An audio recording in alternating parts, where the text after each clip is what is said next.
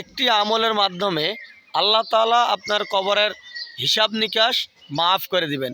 সুবহানাল্লাহ। আসসালামু আলাইকুম রহমতুল্লাহ বারকাতুহু। দর্শক শ্রোতা, আমরা সকলেই জানি যে মৃত্যুর পরে কবরে রাখার কিছুক্ষণ পরে আমাদেরকে ফেরেশতা এসে সর্বপ্রথম 3টা প্রশ্ন করে। এটা আমরা হয়তো মুসলিমরা মানি, অন্য ধর্মের লোকেরা মানি না।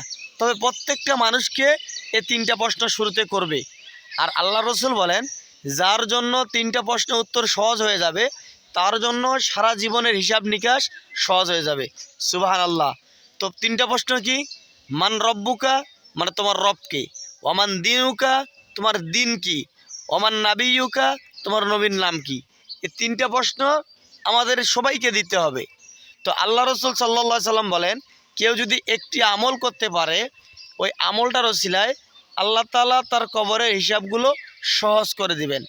আমলটি হলো এই: রদিতু বিল্লাহি রব্বাও ওয়া বিল ইসলামি দীনাও ওয়া বি মুহাম্মাদিন সাল্লাল্লাহু আলাইহি ওয়াসাল্লাম নাবিয়্যা ওয়া রাসূলা।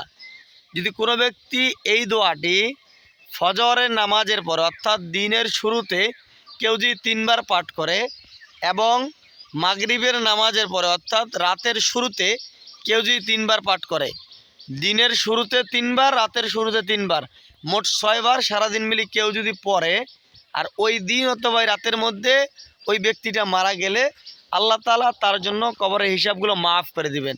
যদি মাফ করে না দেন, অন্তত তার জন্য সহজ করে দিবেন। সুবহানাল্লাহ। ভাই, দিন প্রচারের স্বার্থে অন্যকে শেখার জন্য ভিডিওটা শেয়ার করে দিবেন। আল্লাহ আমাদের সবাইকে আমলগুলো করার মতো তৌফিক দান করুক। আমিন।